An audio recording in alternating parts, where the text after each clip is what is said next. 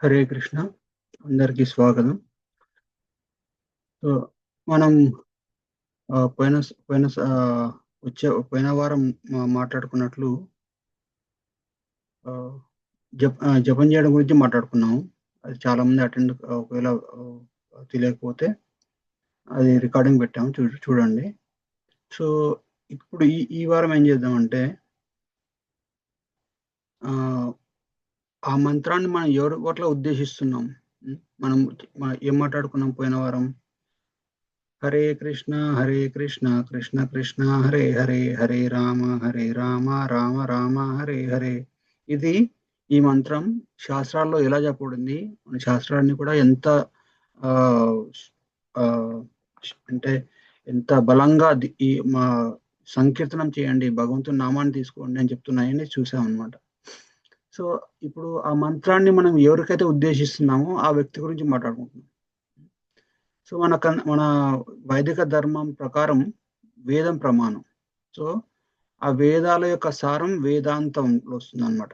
వేదాంతంలో ఏముంటుందంటే ఉపనిషత్తులు ఉంటాయి. సో ఆ ఉపనిషత్తుల యొక్క ఆ,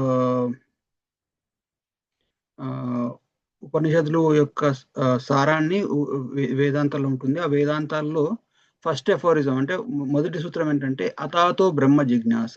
అంటే ఇప్పుడు నీకు మనిషి జన్మ వచ్చింది.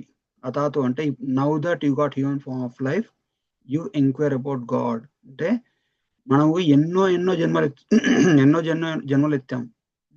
ఒకసారి దేవతగా ఉన్నాము, ఆ, ఒకసారి మనిషిగా పుట్టాము, ఒకసారి జంతువుగా పుట్టాము, ఒకసారి పక్షిగా పుట్టాము, ఒకసారి క్రిమి కీటకంగా పుట్టాము.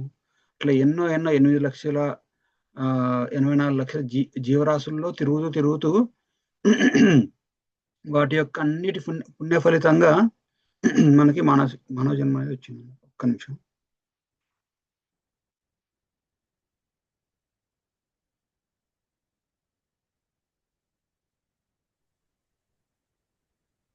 మీకు వాట్సాప్లో వినపడుతుందండి? హరే కృష్ణ, మీకు వాట్సాప్లో వినపడుతుందా? వినిపిస్తుంది ప్రభుజీ. హరే కృష్ణ. సారీ, వాట్సాప్లో ఇప్పుడు వినపడుతుందమ్మా? ఓకే. సో అలా మనం ఎన్నో జన్మలు ఎత్తిన తర్వాత వాటి పుణ్య ఫలితంగా మనకు వచ్చింది ఇది మానవ జన్మ అనమాట. సో ఈ మానవ జన్మ ముఖ్య ఉద్దేశం ఏంటి? ముఖ్య ఉద్దేశం ఏంటంటే అతాతో బ్రహ్మ జిజ్ఞాస. అంటే మానవ జన్మ యొక్క ముఖ్య ఉద్దేశం భగవంతుడు ఎవరో తెలుసుకోవడం, మనం ఎవరో తెలుసుకోవడం, మనకు భగవంతుని గారి సంబంధం ఏంటో తెలుసుకోవడం. అది ఈ మానవ జీవితం యొక్క ముఖ్య ఉద్దేశం. మరి వేరే ఏంటి? ఆహార నిద్ర భయం అవుతుంది అంటే తినడము, సంతానంతో ఉత్పత్తి చేయడము, ఫ్యామిలీని టేక్ కేర్ చేయడము, అవన్నీ కూడా ఉంటాయి. అవన్నీ కూడా ప్రాపంచిక ధర్మాలు, అంటే వ్యవహారిక ధర్మాలు అంటారు దాన్ని. కానీ భగవంతుడు ఎవరో తెలుసుకోవడం, భగవంతుడి పట్ల భక్తి మనం చేయడం, దాన్ని పరోధర్మం అంటారనమాట. పరోధర్మం అంటే అన్నిటికంటే ఉత్తమమైన ధర్మం, అన్నిటికంటే ముఖ్యమైన ధర్మం అని అర్థం అనమాట. మనం ఈ ఈ పరోధర్మాన్ని గురించి ఇప్పుడు మనం మాట్లాడుకుంటాం అనమాట. అంటే మన మానవ జీవితం యొక్క ముఖ్య ఉద్దేశం ఏంటంటే భగవంతుడు ఎవరో తెలుసుకోవడం. మనకి చిన్నప్పటి నుంచి ఒక రకమైన మనకు కల్చర్డ్ ఫ్యామిలీలో ఉంటే మన చిన్న పేరెంట్స్ నేర్పించడం, అంటే మన తల్లిదండ్రులు మనకు నేర్పిస్తారు. ఒక భగవంతుడు ఎవరు, భగవంతుడు పూజ చేయాలి, ఎలా చేయాలి, అవన్నీ నేర్పించారు. కానీ ఒక గురువు ద్వారా నేర్చుకునేది ఇంకా ప్రామాణికంగా ఉంటుందన్నమాట. సో మనకుండే ఆ జ్ఞానాన్ని ఇప్పుడు ఇంకా పెంచుకుంటాం అనమాట. పెంచుకోవడం వల్ల ఏంటంటే ఏది చేయాలి, ఏది చేయకూడదు, మన భగవంతుని పట్ల మన భక్తి చేసేటప్పుడు మన మూడు ఎలా ఉండాలి, దాని గురించి మనకు మంచి అవగాహన వస్తుంది అనమాట. సో మనకు వివిధ రకాల దేవతలు ఉన్నారు కదా.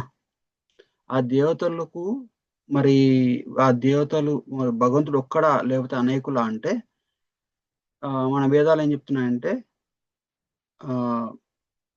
భగవంతుడు ఒక్కడే భగవంతుడు. కానీ ఈ భౌతిక జగత్తును సృష్టించడానికి,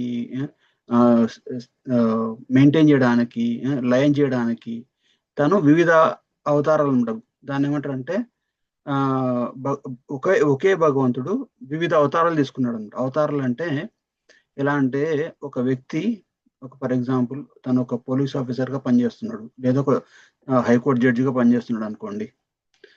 హైకోర్టు జడ్జిగా పనిచేసుకునే వ్యక్తి ఏం చేస్తాడు? ఒకే వ్యక్తి తను ఇంట్లో ఉన్నప్పుడు మామూలుగా క్యాజువల్ గా ఉండేసి, తను ఇంట్లో ఉన్నప్పుడు ఒక తండ్రికి కొడుకుగా, ఒక భార్యకి భర్తగా, లేదా ఒక అన్నకో లేక చెల్లికో ఒక సోదరుడిగా ఉంటాడు. అదే వ్యక్తి బయటికి వెళ్ళిన తర్వాత ఒక పోలీస్ ఆఫీసర్ అనుకోండి, పోలీస్ డ్రెస్ వేసుకుని వెళ్తాడు. పోలీస్ డ్రెస్ వేసుకొని ఒక గన్ పెట్టుకునేసేసి ఒక ఒక పోలీస్ యూనిఫామ్ వేసుకొని వెళ్తాడు అనమాట. ఆ యూనిఫామ్ వేసుకున్న వ్యక్తి అక్కడ పోలీస్ స్టేషన్కి వెళ్ళినప్పుడు ఆ పోలీస్ స్టేషన్ లో ఉండే కానిస్టేబుల్స్ కి ఒక రెస్పెక్ట్ అనమాట. అరే, మన బాస్ వచ్చాడు అనేసి వెంటనే తనకు సెల్యూట్ చేస్తారు. అలాగే క్రిమినల్స్ కి భయం, పోలీస్ ఆఫీసర్ వచ్చాడు, ఇప్పుడు స్ట్రిక్ట్ ఉంటారు అందరు అనేసి. సో అలా ఒకే వ్యక్తి వివిధ రకాల మనుషులతోటి, మనుషులు చూసే వాళ్ళకి వివిధ రకాల సంబంధాన్ని కలిగి ఉంటాడు అనమాట. ఇప్పుడు ఒక హైకోర్టు జడ్జి అనుకోండి, అదే వ్యక్తి హైకోర్టుకు వెళ్ళేసి ఇంట్లో ఉన్నప్పుడు అంతా చాలా ఫ్రీగా ఉంటాడు. అదే హైకోర్టుకి వెళ్ళిన తర్వాత చాలా ఫార్మల్గా ఉంటాడు అనమాట. అంటే ఇప్పుడు తన పిల్లలు వచ్చినప్పుడు తన పిల్లలైనా కానీ కోర్టుకు వచ్చినప్పుడు వెళ్ళేసి డాడీ అనేసి ఇట్లా హగ్ చేసుకోలేరు, లేకపోతే ఇష్టం వచ్చినట్టు మాట్లాడలేరు. వాళ్ళు కోర్టులో తను కోర్టులో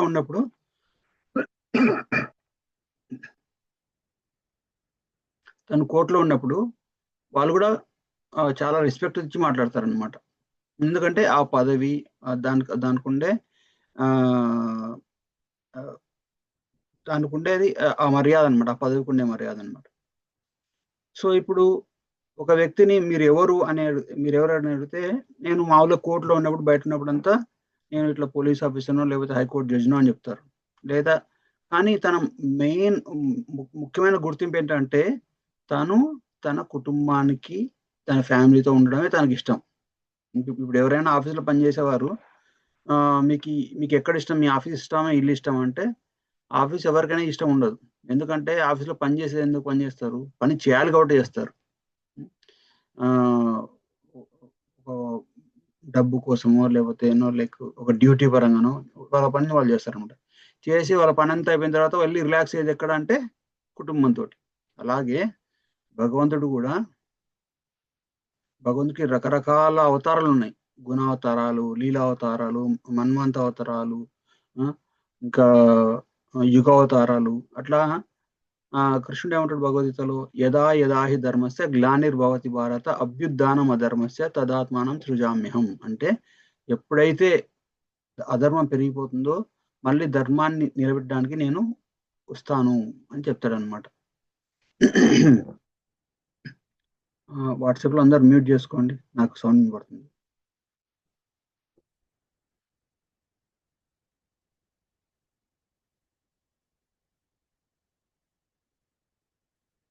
సో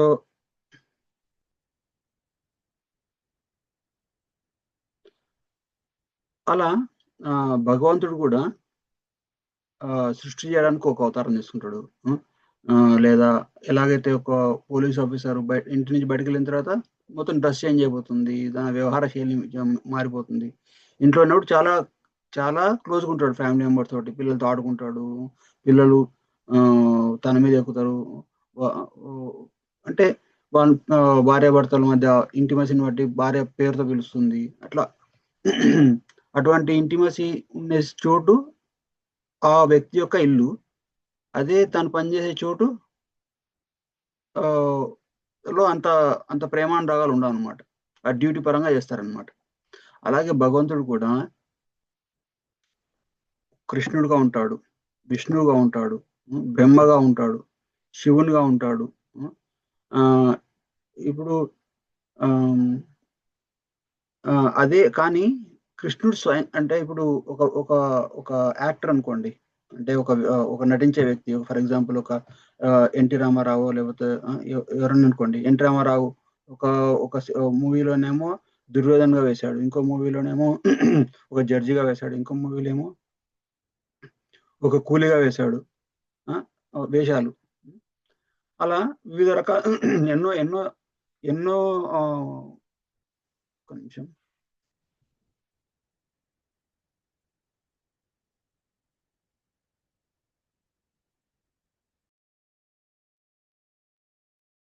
హరే కృష్ణ. ఆ! సో, అలా భగవంతుడు కూడా తాను అందరు మ్యూట్ చేసుకోండి అమ్మ వాట్సాప్‌లో.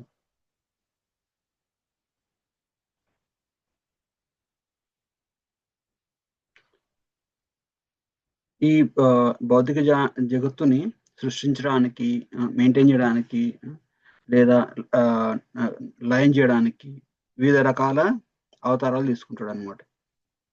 ఎలాగైతే ఒక వ్యక్తికి ఆహ్, సో, అలా ఇప్పుడు మరి ఆహ్, ఇప్పుడు మన 'ఎన్టీ రామారావు' గారి ఎగ్జాంపుల్ తీసుకుంటాం గదా! 'ఎన్టీ రామారావు' డిఫరెంట్ డిఫరెంట్ వేషాలేసాడు. ఒక దాంట్లో ఒక కూలీగా వేశాడు. ఇంకో దాంట్లోనేమో సో, ఇప్పుడు 'ఎన్టీ రామారావు' ఎవరు అంటే తన ఒరిజినల్ ఐడెంటిటీ ఒరిజినల్ గుర్తింపు ఎక్కడుంటుంది? 'ఎన్టీ రామారావు ఫలానా కుటుంబ సభ్యుడు. ఆ! వీళ్ళకు తండ్రి' అని తన కుటుంబానికి సంబంధించిన ఐడెంటిటీని గుర్తు చేస్తారు. అది ఆహ్, ఆహ్, ఆహ్, ఆ గుర్తింపే తనకు ఇష్టం. అలాగే ఆహ్, మన మన స్క్రిప్చర్ మన గ్రంథాలు ఏమంటున్నాయి? ఏతే చాంశకలా పుంసా కృష్ణస్తు భగవాన్ స్వయం ఇంద్రారీ వ్యాకులం లోకం హృదయంతి యుగే యుగే. అంటే ఈ భగవంతుడే స్వయం భగవంతుడు ఎవరు? ఇప్పుడు ఆహ్, ఈ భగవంతుడు వివిధ రకాల అవతారాలు తీసుకున్నాడు. ఒకసారి బ్రహ్మగా అంటే ఎవరు ఇప్పుడు ఒక ఒక ఒక ఒక విశ్వంలో బ్రహ్మ పొజిషన్ తీసుకోవడానికి ఎవరు లేకుంటే తనే బ్రహ్మ అయిపోతాడు. ఒక విశ్వంలో శివుని పొజిషన్ తీసుకోవడానికి ఎవరు లేకపోతే తనే శివుడైపోతాడు. సో, అలా వివిధ రకాల అవతారాలు హ్మ్. తీసుకునే ఆ భగవంతుడే కానీ తన ఒరిజినల్ రూపం ఏంటి అంటే కృష్ణస్తు భగవాన్ స్వయం. కృష్ణుడే ఒరిజినల్ భగవంతుడు. అతని నుంచే అన్ని అవతారాలొచ్చాయి. లాస్ట్ టైమ్ చూపించాను గదా! హ్మ్. సో, మరి ఆ కృష్ణుడి గురించి మనం తెలుసుకుంటాం అన్నమాట. సో, కానీ మనకి వివిధ రకాల లైక్ ఆహ్, కొన్ని కొన్ని ఇష్టం వచ్చినట్టు కొంచెంమంది మాట్లాడుతుంటారు. మనం మనం ఎందుకు మనం వాటి గురించి పట్టించుకోము. ఎందుకంటే మనకు శాస్త్రం ప్రమాణం. అంటే మన వేదాలేం చెప్తున్నాయి, మన స్క్రిప్చర్స్ ఏం చెప్తున్నాయి, భగవద్గీత లాంటి శ్రీమద్ భాగవతం లాంటి గ్రంథాలు ఏం చెప్తున్నాయి, వాటి గురించే మనం ఆహ్, వాట్ వా వాటినే మనం ఒక ప్రమాణంగా తీసుకుంటామనమాట. అయితే కృష్ణుడు బ్రహ్మ సంహిత బ్రహ్మదేవుడేమన్నాడు? ఈశ్వర పరమ కృష్ణ సచ్చిదానంద విగ్రహ అనాదిరాదిర్గోవింద సర్వకారణ కారణం. అంటే ఈ అన్ని కారణాలకు హ్మ్. ఇప్పుడు అందరికంటే అన్నిటికంటే మూలమైన వారు ఎవరు అంటే పరమకృష్ణ సచ్చిదానంద ఈ కృష్ణుడే అనేసి బ్రహ్మదేవుడే చెప్పాడన్నమాట. ఇంకా శివుడే చెప్పాడు లాస్ట్ టైమ్ గూడా. ఆరాధనాం సర్వేషాం విష్ణురారాధనం పరం. అనేసి చెప్పాడు. అంటే అందరికంటే ఎక్కువగా దానికి అర్హత కలిగినవాడు విష్ణువు మాత్రమే అని చెప్పాడన్నమాట. అలాగే మనం అనుకున్నాం గదా! సో, అలాగనేసి మనం వేరే వాళ్ళని గాని, అంటే వేరే దేవతల్ని గాని, వేరే వాళ్ళని గాని ఏదో తక్కువ చూయించడం గాదనమాట. ఇప్పుడు మనకి ముందు తెలియాలి. ఎలాగైతే ఒక ఒక ఒక అమ్మాయి పెళ్లి చేసుకొని అత్తవారింటికెళ్తుంది. హ్మ్. అత్తవారింటికెళ్ళినప్పుడు తనకి ఫస్ట్ రిలేషన్ ఏంటి? తను తన తన భర్తకి ఒక భార్య. హ్మ్. సో, ఆ బంధంతోటి తను అత్తవారింటికెళ్తుంది. అత్తవారింటికెళ్ళినప్పుడు ఏమవుతుంది? తనేమో ఆహ్, అత్త తనకి ఆహ్, భర్త గారి తల్లి తనకు అత్తగారవుతారు. భర్త గారి తమ్ముడు తనకు మరిది అవుతాడు. భర్త గారి రిలేటివ్స్ అంటే ఇంక మామ, ఇంకా రకరకాల సంబంధాలన్నీ వచ్చేస్తాయి అన్నమాట. సో కానీ తన మెయిన్ రిలేషన్ ఎవరితో ఉంటుంది? భర్తతోటే ఉంటుంది.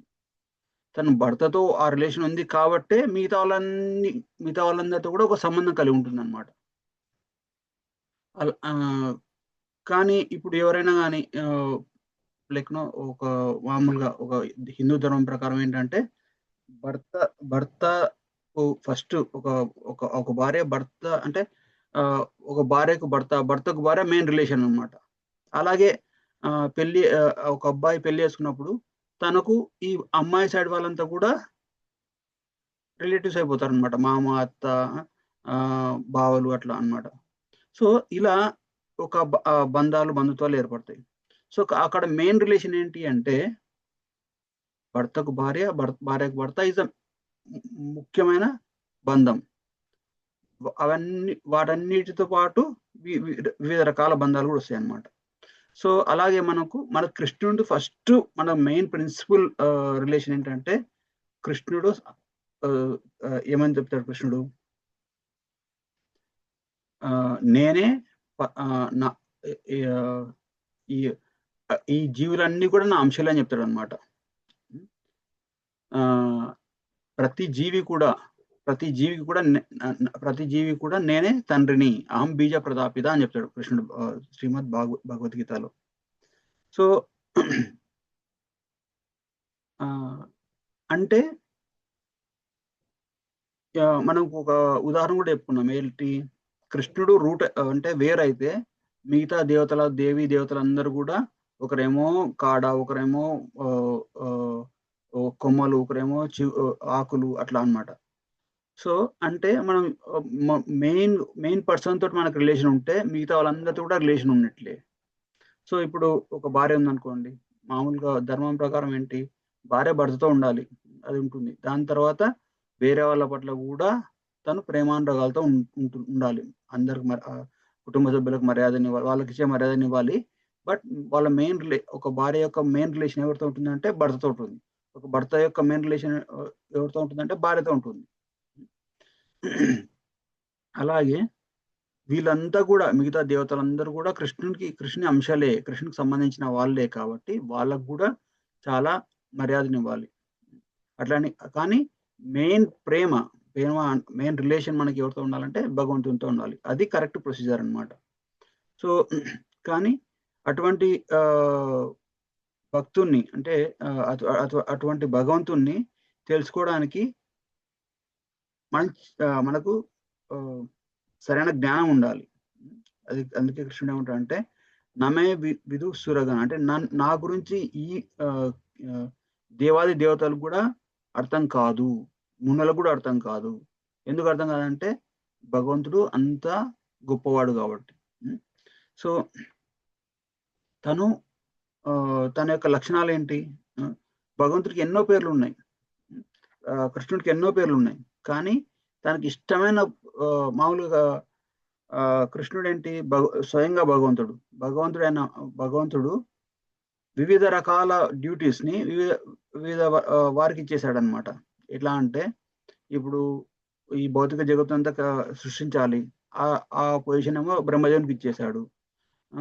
ఇంకా అందరికి సంపదలు ఇవ్వాలి, ఆ పొజిషన్ ఏమో లక్ష్మీదేవికి ఇచ్చేశాడు.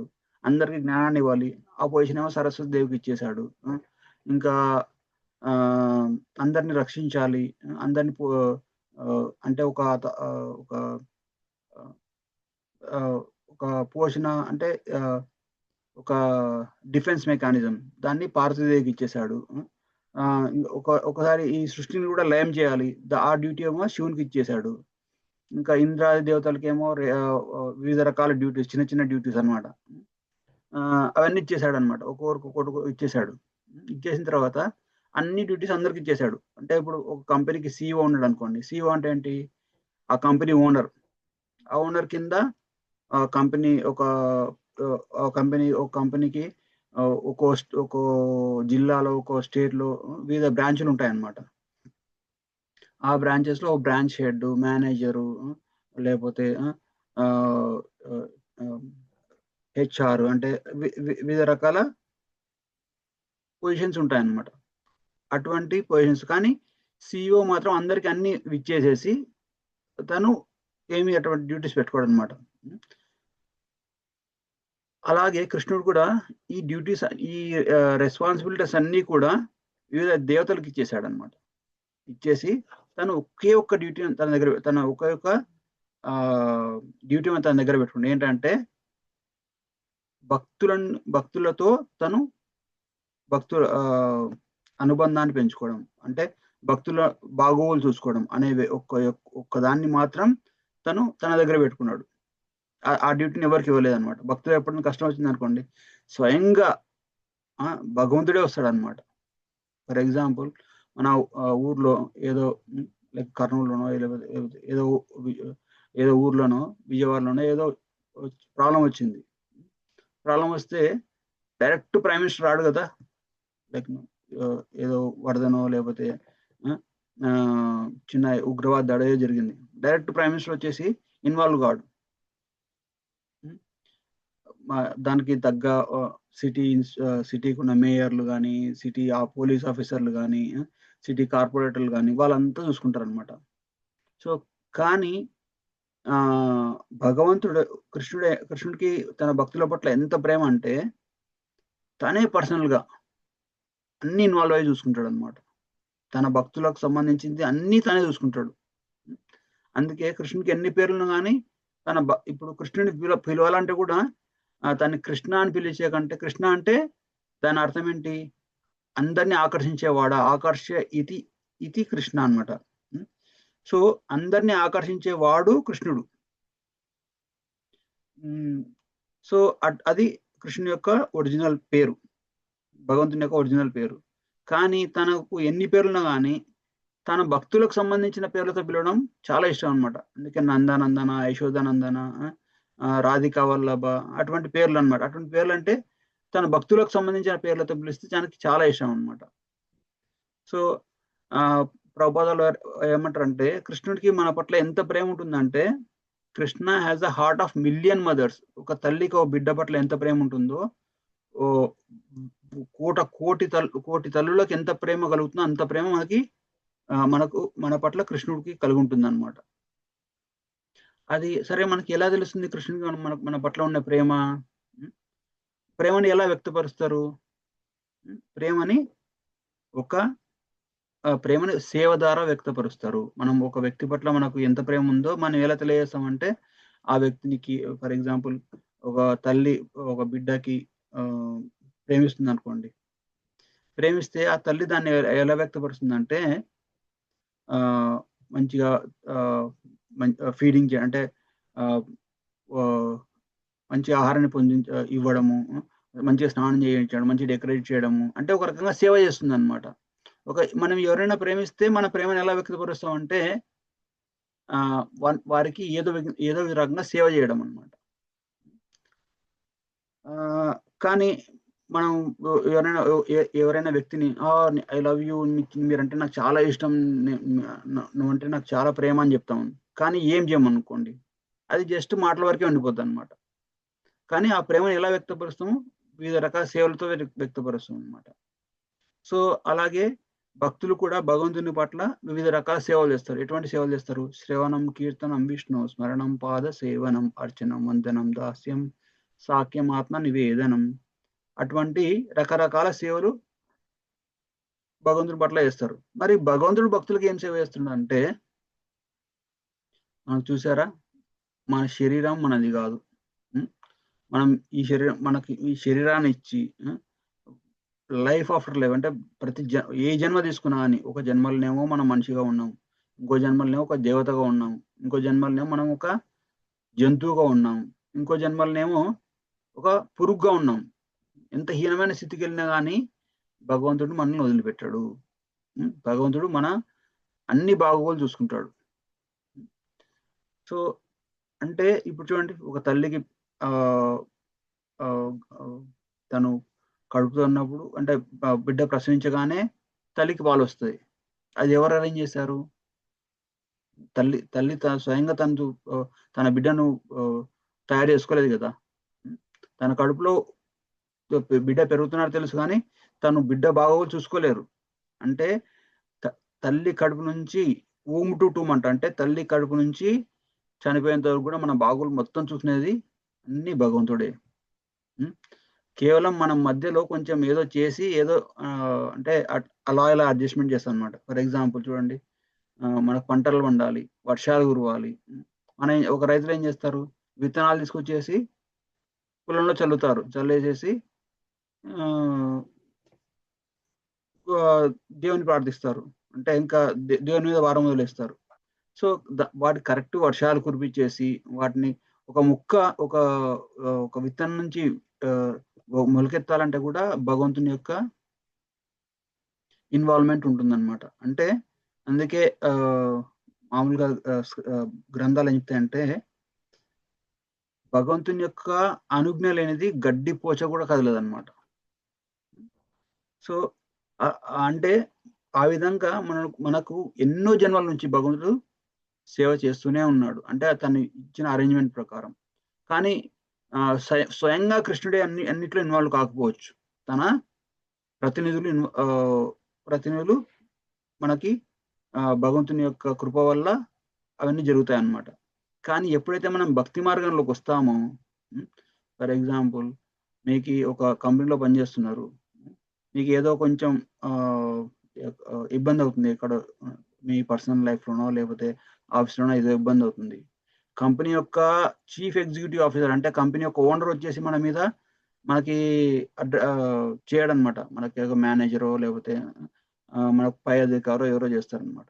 కానీ ఎప్పుడైతే మనం భక్తి మార్గంలోకొస్తామో, భక్తి చేయడం స్టార్ట్ చేస్తామో, అప్పుడు మనకు సంబంధించినవన్నీ కూడా స్వయంగా భగవంతుడే చూస్తాడనమాట. నేను మామూలుగా తర్వాత చెప్తాను. ఒక కర్మ అనేది ఒక కర్మ అనేది ఒకటుంటుందన్నమాట. అంటే మనం చేసిన పాప కర్మలు, పుణ్యకర్మల వల్ల మనం ఎంత సుఖాన్ని అనుభవించాలి, ఎంత దుఃఖాన్ని అనుభవించాలనేసి ముందే నిర్ణయించబడుతుందన్నమాట. సో, కానీ ఎవరైతే కృష్ణ భక్తిలోకొస్తారో వాళ్ళ జీవితం కర్మకు అనుగుణంగా పోదన్నమాట. ఎందుకంటే ఒక ఎగ్జాంపుల్ ఏంటంటే, మా ఇస్కాన్ డివోటీ ఒకాయన మాయాపూర్‌లో ఒక పూజారిగా ఉండేవాడనమాట. సో, తను తన జాతకాన్ని తీసుకెళ్ళొచ్చి మామూలుగా జ్యోతిష్యులకు చూపిస్తే తనేమన్నాడంటే, నీ జాతకము ప్రస్తుతానికి బానే ఉంది. కానీ ఒక 2 ఏళ్లలో నీకు చాలా కష్టాలు రాబోతున్నాయి. నీ జీవితం చాలా తలకిందులవుతుందని చెప్తారనమాట. నీ మ్యారేజ్ అంటే నీకు డివోర్స్ అవుతుంది. అంటే ఇంకా నీ బాగా ఫ్యామిలీలో బాగా కష్టాలొస్తాయి. ఆరోగ్యం చెడిపోతుంది. అన్నీ చెప్తారనమాట. చెప్తే సర్లే అనుకుంటేసేసి ఆ వ్యక్తి వచ్చేసి మామూలుగా తను రోజు చేసే సేవలు చేసుకుంటూ అట్లే మాయాపూర్ టెంపుల్‌లోనే ఉన్నాడనమాట. అలా 8 ఏళ్ళు, 9 ఏళ్ళు, 10 ఏళ్ళు గడిచిపోయింది. గడిచిపోయిన తర్వాత మళ్ళీ ఒకసారి జ్యోతిష్యుడిని ఇతను కలిసాడనమాట. కలిస్తే ఎలా ఉంది నీ జీవితం అంటే, నా జీవితంలో ఏం తేడా లేదు. మంచిగా జరిగిపోతుంది అంటాడనమాట. అంటే అలా ఎలా అవుతుంది అనేసేసి చూస్తాడనమాట. చూసి నువ్వెక్కడున్నావు అంటే, నేనిక్కడ కృష్ణ మందిరంలో ఉంటాను. కృష్ణుని సేవ చేస్తుంటాను. ఎప్పుడు రోజు జపం చేస్తాననేసి చెప్తాడనమాట. సో, నువ్వు అది చేస్తున్నావు కాబట్టి నీ మీద ఎన్ని చెడు గ్రహాలున్నా గాని, ఎన్ని చెడు నీకెంత చెడు జరగాల్సి ఉన్నా కానీ, అవన్నీ కూడా ఆపేస్తున్నాయి నిన్ని అని చెప్తారనమాట. అయితే ఆ భక్తుడు వినేసి ఏమంటే సరే అనేసి పెద్దగా దాని గురించి పట్టించుకోడనమాట. పట్టించుకోకుండా మళ్ళీ ఎళ్ళిపోతాడనమాట. అయితే ఒక 2, 3 ఏళ్ల తర్వాత ఏమైందంటే, ఏదో తనకి టెంపుల్ మేనేజ్మెంట్‌కి ఏదో గొడవయిందనమాట. గొడవైతే ఆ టెంపుల్ నుంచి బయటకొచ్చేసాడు. బయటకొచ్చేసేసి అంటే ఆ టెంపుల్‌కి మామూలుగా సేవ చేశాడుగా, ఆ సేవను వదిలేసాడు. సేవను వదిలేసేసి రోజు జపం చేసాడు. ఆ జపాన్ని వదిలేసేసాడు. వదిలేసేసి ఇంకా ఏదో పని జేయడం, పని జేస్తూ ఏదో అంటే ఇంకా ఒక వ్యవహారిక జీవితంలోకొచ్చేసాడంట. సో, వ్యవహార జీవితంలోకొచ్చినా గాని తను కృష్ణ భక్తిని వదిలేసాడనమాట. వచ్చినా గాని కృష్ణ భక్తిని పట్టుకొనుంటే ఏం కాకపోవుండే. కానీ తను కృష్ణ భక్తిని కూడా వదిలేసాడనమాట. వదిలేయడం వల్ల ఏమైందంటే నిదానంగా భార్యాభర్తల మధ్య గొడవలొచ్చాయి. భార్యాభర్తల మధ్య గొడవలొచ్చిన తర్వాత వాళ్ళిద్దరు మనస్పర్ధలు ఎక్కువైపోయేసి తర్వాత విడాకులు తీసుకొని, ఆస్తి పంపకాలు చేసుకొనేసి, ఇంకా తన ఆరోగ్యం పాడైపోయేసి అన్ని ఇట్లా ఒకదానికి మొత్తం అన్నీ ఏదైతే ఆ జ్యోతిషి చెప్పాడో 2 ఏళ్ల తర్వాత జరుగుతున్నది 12 ఏళ్ల తర్వాత జరగడం స్టార్ట్ అయింది. ఎందుకు స్టార్ట్ అయింది? అది కూడా తిను కృష్ణ భక్తిని పూర్తిగా వదిలేసాడనమాట. సో, అప్పుడు ఇది ఒక ప్రమాణం, ఒక లైవ్ ఎగ్జాంపుల్ అనమాట అది. అంటే మనం భక్తి చేస్తున్నప్పుడు మనకి ఎన్నో ఇప్పుడు కృష్ణుడు ఆహ్, కృష్ణుడికి ఒక పేరుంది. అసమోర్ధ్వ అంటే కృష్ణుడికి సమానంగా ఎవరు లేరు. కృష్ణుడి పైన ఎవరు లేరు. అంటే ఆహ్, మీకు ఒక ఉదాహరణ ఏంటంటే, ఒక చిన్న పిల్లవాడు వెళ్ళేసేసి ఆ! ఒక హ్మ్, హ్మ్, లైక్ లిక్కర్ అంటే ఒక సారా దుకాణంలోకెళ్ళి, ఒక లిక్కర్ షాప్‌లోకెళ్ళేసేసి, నాకు ఒక ఒక హాఫ్ బాటిల్ బ్రాందీ ఇవ్వండి అనేసి, ఒక విస్కీ గాని అట్లా ఉంటాయి గదా! లిక్కర్‌లు ఇవ్వండంటే, ఈ పిల్లవాడు దానికి తగిన మూల్యం అంటే తగిన ధర చెల్లించినప్పుడు తను ఇచ్చేస్తాడనమాట. అది చూడడనమాట. ఈ చిన్న పిల్లవాడే కాలేజీ పోయే పిల్లవాడు దీనికి ఇస్తే మంచిదా కాదా అని ఆలోచించాడనమాట. కానీ అదే వ్యక్తి అదే పిల్లవాడు వెళ్ళేసేసి తన తండ్రితో ఇదే మాట అన్నాడనుకోండి. నాన్న నేను వెళ్ళేసి మార్కెట్‌కెళ్తున్నావు గదా! నాకు హాఫ్ బాటిల్ బ్రాందీ తీసుకురా అంటే, ఒక విస్కీ తీసుకురా అంటే, వెంటనే ఏమవుతుంది? మీకందరికి తెలుసు. హ్మ్. సో, అంటే ఆ తండ్రి వెంటనే మామూలుగా మందలిస్తాడనమాట. ఇప్పుడు అలాగే మనం గూడా ఎవరైనా కృష్ణ భక్తిలో ఉన్నప్పుడు మనం కృష్ణుడికి ఏదైనా విన్నవించుకుంటే, కృష్ణ నాకిది గావాలి, అది గావాలి ఏదైనా కోరికలు కోరినప్పుడు, అది మనకు మంచిదా? కాదా? అని కృష్ణుడికి తెలుస్తుందనమాట. ఎందుకంటే కృష్ణుడు సర్వజ్ఞుడు. అన్నీ తెలిసిపోతాయి తనకి. పోయిన కాలం అంటే గతంలో ఏం జరిగిందో తెలుసు. భవిష్యత్తులో ఏం జరుగుతదో తెలుసు. అండ్ వర్తమానంలో ఏం జరుగుతుందో కూడా తెలుసనమాట. హ్మ్. ఎందుకంటే కృష్ణుడు సర్వజ్ఞుడు. అందరి అన్ని జి అందరి ఇప్పుడు మనం అనుకోండి కేవలం మన ఇంట్లో వారి ఇంట్లో వారి శరీరంలో కూడా ఏం జరుగుతుందో తెలియదు. అంటే ఇప్పుడు మన ఇంట్లో కుటుంబ సభ్యులకి ఏదైనా కడుపు నొప్పి గాని, లేకపోతే తలనొప్పి గాని వచ్చిందనుకోండి. అయ్యో! నాకు నొప్పుంది, నొప్పుంది అంటే అయ్యో! నొప్పి నొప్పి ఉంది అనేసి మనకు తెలుసు గానీ, ఎంత తీవ్రత ఉంది? ఎక్కడ నొప్పుంది? దానికి కారణం ఏంటి? దానికి ఆహ్, దానికి పరిహారం ఏంటి? మనకు తెలియదనమాట. మామూలుగా అయితే ఎంపతి అంటే ఏంటంటే, వాళ్ళతో పాటు కూర్చొని బాధపడడం. వాళ్ళతో పాటు వాళ్ళ పట్ల సానుభూతి చూపిస్తాం గానీ, వాళ్ళ యొక్క సమస్యను మనం తీర్చలేమనమాట కొన్ని కొన్ని సార్లు.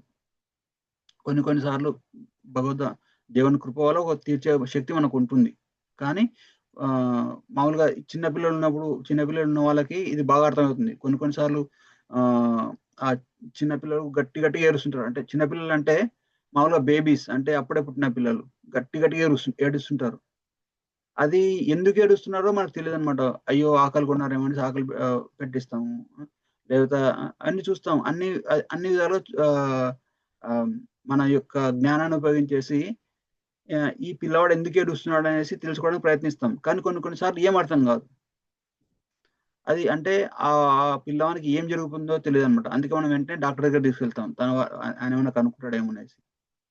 అంటే మనకు మన శరీరం గురించి మాత్రమే తెలిసే జ్ఞానం ఉంటుంది. కానీ వేరే వాళ్ళ జీవితంలో, వేరే వాళ్ళ శరీరంలో ఏం జరుగుతుందో మనకు తెలీదనమాట.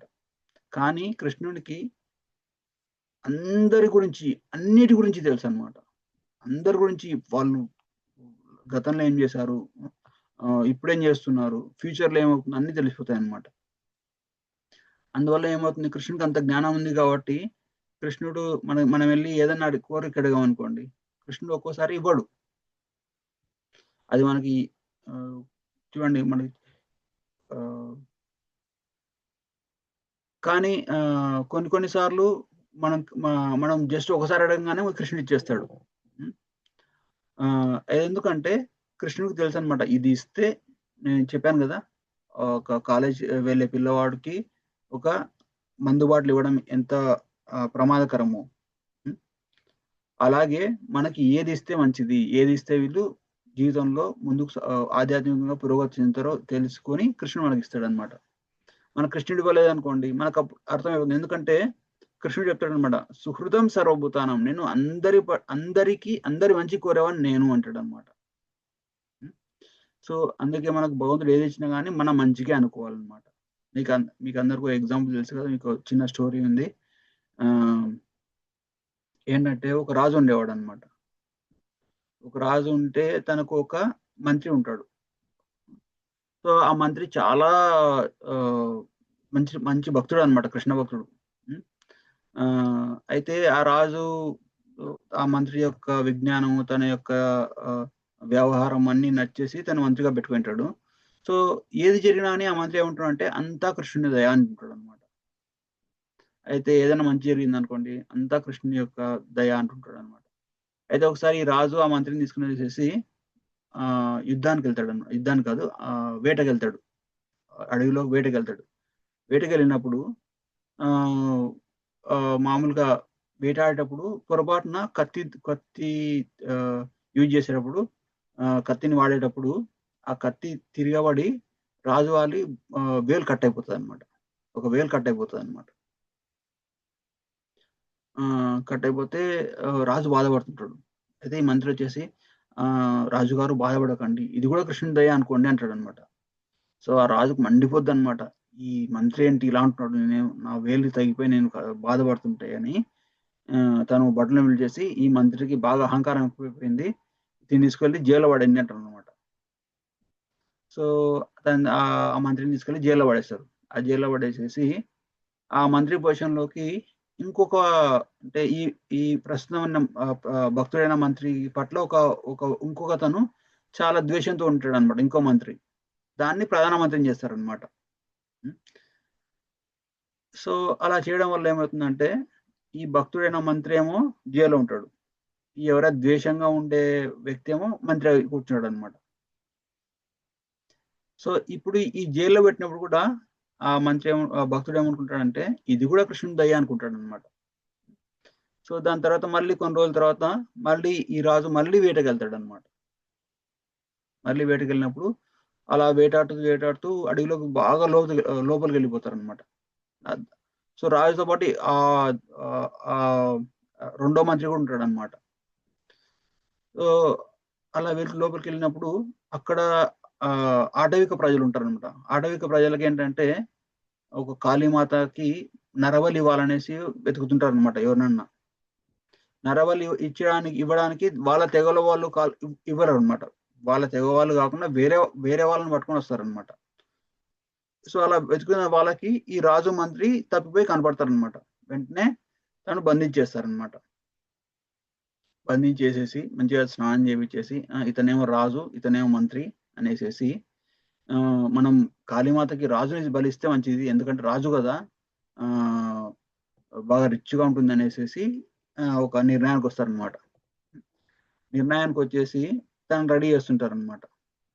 రెడీ చేస్తుంటే స్నానం చేయించేసి ఇంకా ఆల్మోస్ట్ ఇంకా తల కట్ చేయడానికి వెళ్ళినప్పుడు చూస్తారనమాట. చూస్తే ఏమవుతుందంటే ఆ పూజారి ఏం చేసి చూస్తే రాజు యొక్క వేలు కట్ అయిపోయి ఉంటుంది అనమాట.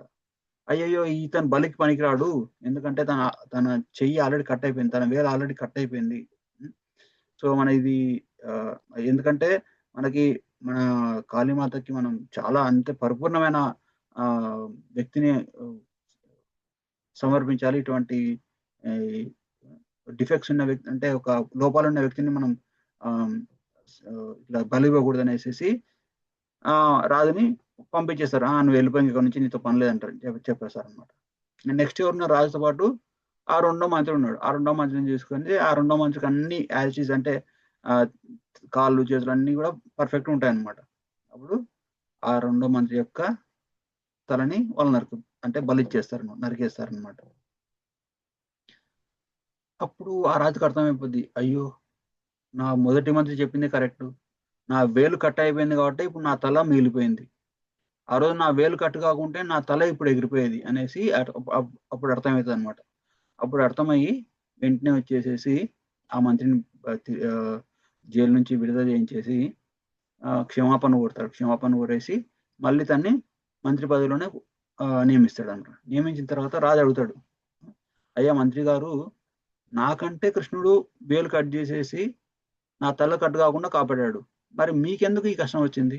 మీరు నా నా నా మంచిగా కోరుకున్నారు, నా మంచి కోరుకున్నారు కాబట్టి నా మంచి కోరుకున్నా కానీ నాకు మంచి చెప్పినా కానీ మిమ్మల్ని ఇట్లా జైల్లో పెట్టాడు కదా కృష్ణుడు అంటే, అప్పుడు ఆ మంత్రి ఏమంటాడంటే, అయ్యా ఇది కూడా కృష్ణుని యొక్క అనుగ్రహమే. ఎందుకంటే నేను జైల్లో ఉండకపోతే మీతో పాటు నేను కూడా అడవికి వచ్చేవాడిని. ఆ రెండో మంత్రి స్థానంలో నేను ఉండేవాడిని. అప్పుడు నా తల కట్ అయ్యేది. అందుకే ఏది జరిగినా ఒక భక్తుడు ఎస్పెషల్లీ మనం భక్తి మార్గంలో ఉన్నప్పుడు ఏది జరిగినా కానీ మనం కృష్ణుడు మన మంచిగా ఇచ్చాడు అనుకోవడం ఉత్తమం అనేసి అప్పుడు వాళ్ళిద్దరూ గ్రహిస్తారనమాట. సో అలా మనకి ఏది కావాలి ఏది వద్దు అనే ఏది మంచిది కాదు అనేసి కృష్ణుడికి ఆల్రెడీ తెలిసిపోతుంది. సో మరి ఏంటి మన భక్తి ఎలా చేయాలంటే అహైతుకి అప్రతిహత అంటే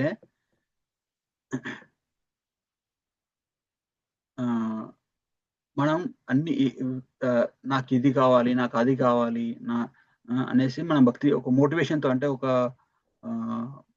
ఏమంటారు దాన్ని మోటివేషన్ని ఒక కోరికలతో మనం భక్తి చేయకూడదు అనమాట. మనకి ఏది కావాలో కృష్ణుడికి ఆటోమేటిక్గా తెలుసు అనమాట. కృష్ణుడు మనకి ఇవ్వాల్సిన టైంలో కరెక్ట్ ఇస్తాడు అనమాట. సో మన కృష్ణుని పట్ల పూర్తి విశ్వాసం ఉండేసేసి మనం భక్తి చేయాలన్నమాట. సో ఇలా కృష్ణుని యొక్క భక్త వాత్సల్యత యొక్క ఉదాహరణలు చాలా ఉన్నాయి కదా. ఇప్పుడు చూస్తే మన గ్రంథాలు చూసినా కానీ మన రామాయణ మహాభారతాలు అన్ని చూసినా కానీ కృష్ణుడు తన భక్తుల్ని ఎలా ప్రేమిస్తాడో మనకు అందరికీ తెలుసు. ద్రౌపది మాత తను జూదంలో మామూలుగా ద్రౌపది వస్త్రాపహరణం జరిగే సమయంలో అందరిని ప్రార్థిస్తుంది. భీష్మపితామహుని దగ్గరికి వెళ్తుంది, ధృతరాష్ట్రం దగ్గరికి వెళ్తుంది, అందరిని విదురుణ్ణి అందరిని అడుగుతుంది, నన్ను రక్షించండి, ఏంటిది నేను మీ కోడల్ని ఇటువంటి దాన్ని నేను ఇలా అవమానించవచ్చా అని చెప్తే ఎవరు నాకు తెలియదు అనేసి తనకు 5 ఎంతో పరాక్రమవంతులైన భర్తలు ఉంటారు. అర్జునుడు, భీముడు అటువంటి వాళ్ళు ఉంటారు. ఎంతో శక్తివంతులైన వాళ్ళు కూడా హెల్ప్లెస్. అంటే వాళ్ళు కూడా తనకు సహాయం చేయడానికి ముందుకు రాలేకపోతారు అనమాట. అప్పుడు తనకు అర్థమైపోతుంది నన్ను కాపాడేవాడు ఈ ప్రపంచంలో ఎవరు లేరు అనేసి 2 చేతులు పైకెత్తేసేసి కృష్ణ గోవింద అనేసి కృష్ణుని ప్రార్థిస్తుంది అనమాట. అప్పుడు కృష్ణుడు తనకి అక్షయమైన వస్త్రాలు అంటే ఆ చీరలు ఎంత రాగినా కానీ వస్తూనే ఉంటాయన్నమాట. అటువంటి వస్త్రాలు ప్రసాదించి రక్షిస్తాడు అనమాట. అలాగే కుచేలుడు ఉన్నాడు, సుధాముడు జస్ట్ తనకి చాలా పేదరికంలో ఉంటాడు. తనకి కృష్ణునికి ఇవ్వడానికి ఏం లేకుంటది.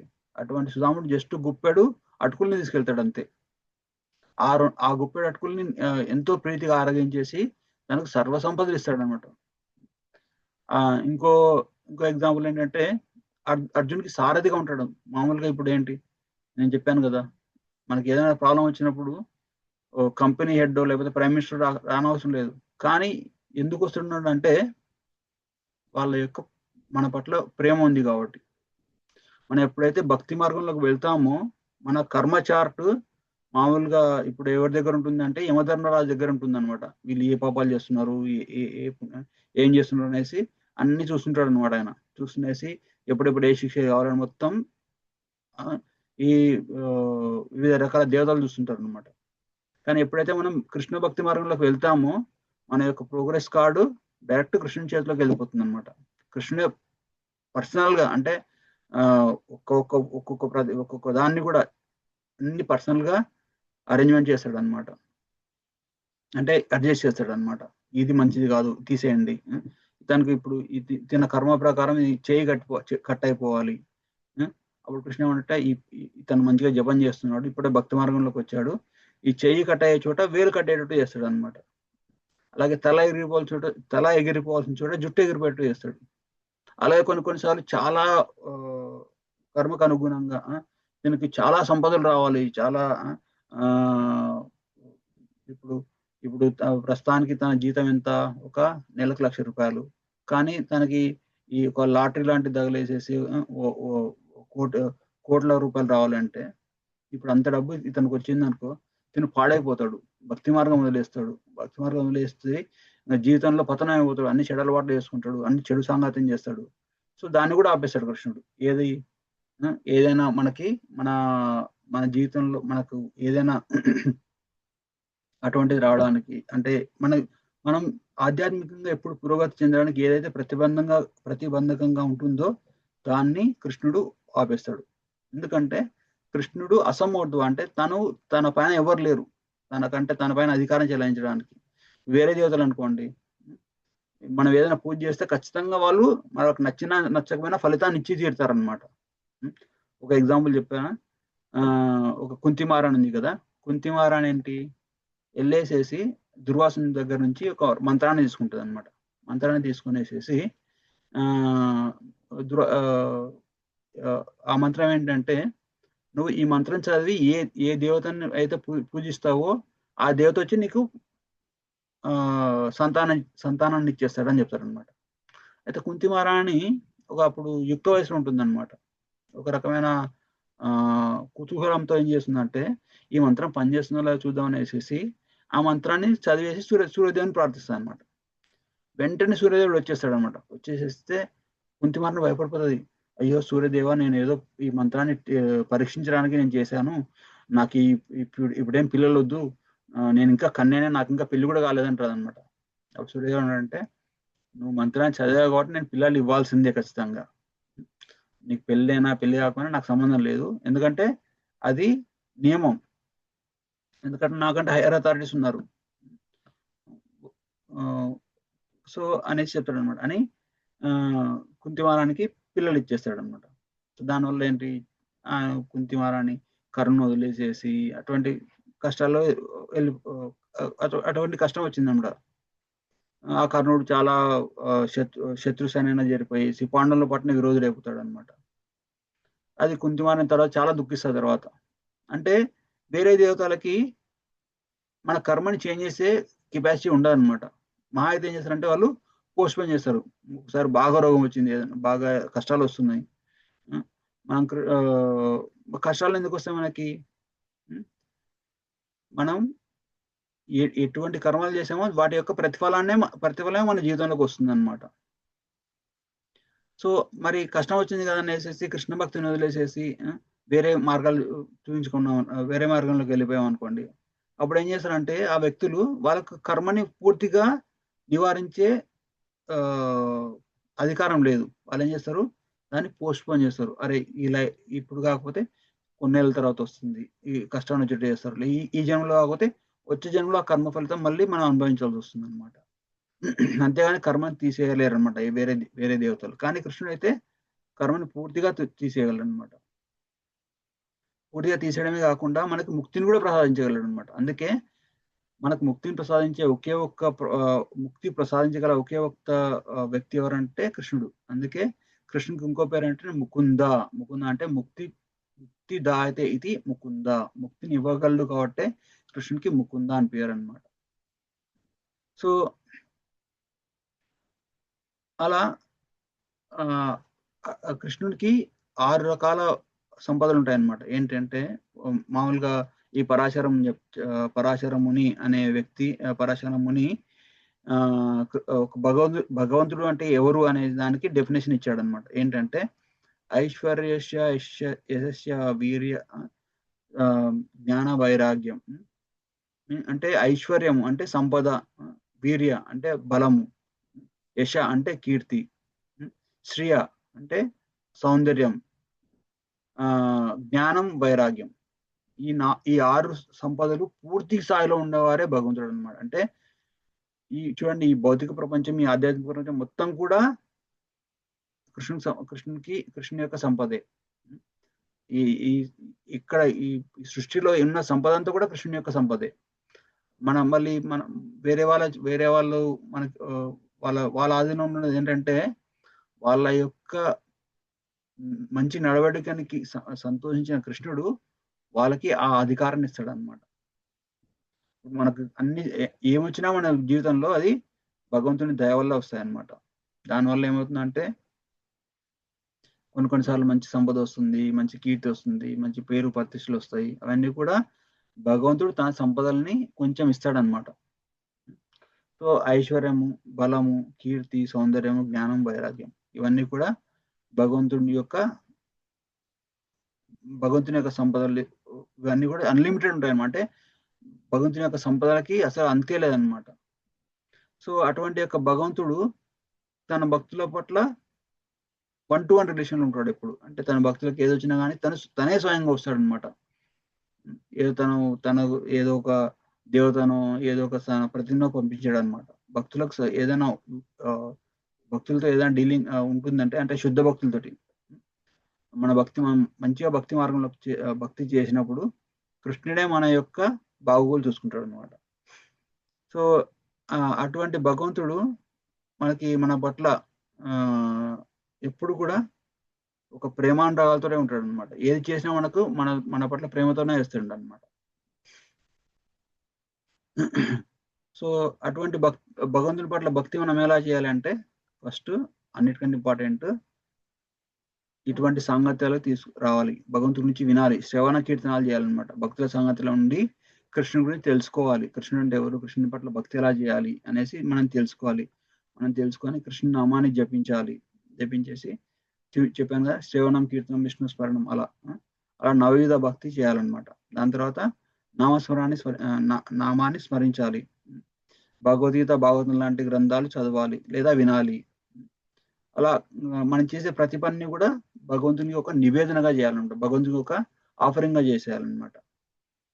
దానివల్ల ఏమవుతుందంటే మన రోజువారీ జీవితం కూడా ఒక భక్తిగా మారిపోతుంది అనమాట. సో అలా చేసిన వారికి ఏమవుతుందంటే ఈ కర్మ బంధనాల నుంచి విముక్తి పోయేసి వాళ్ళు భగవంతుని చేరుకోగలరు అనమాట. సో మామూలుగా ఏం చెప్తారంటే, కృష్ణుడు ఒక కఠినమైన నియంత కాదు. ఈ రూల్స్ రెగ్యులేషన్స్ పెట్టేసే స్ట్రిక్ట్ మాస్టర్ కాదనమాట. తను చాలా ప్రేమతో తన భక్తులను చూసుకునే ఒక తండ్రి లాంటి వాడు అనమాట. సో ఈ భక్తి భావన మనకు ఉన్నప్పుడు మనం ఏది చేసినా కానీ అది మనల్ని కృష్ణునికి చేరువ చేస్తుంది అనమాట. సో ఈ రోజుతో ఈ రోజు టాపిక్ అయిపోయింది. మీకు ఏమన్నా ప్రశ్నలు కానీ సందేహాలు కానీ ఉంటే అడగండి, మనం డిస్కస్. హరే కృష్ణ. మీకు వినపడిందా నేను చెప్పేది అంతా?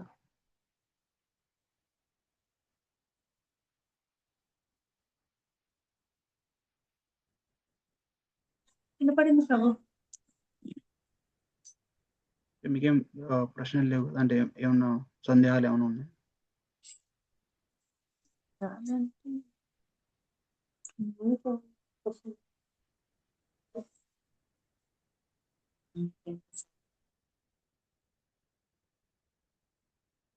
దీని గురించే కాదు, దేని గురించైనా కానీ, ఈరోజు చెప్పిన విషయం గురించి కాకుండా దేని గురించైనా కానీ ఏమైనా సందేహాలు కానీ లేదా ఏదైనా కామెంట్స్ ఆర్ క్వశ్చన్స్?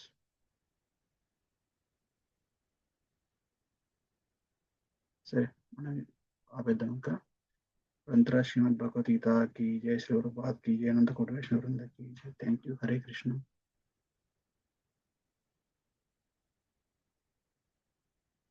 भक्ति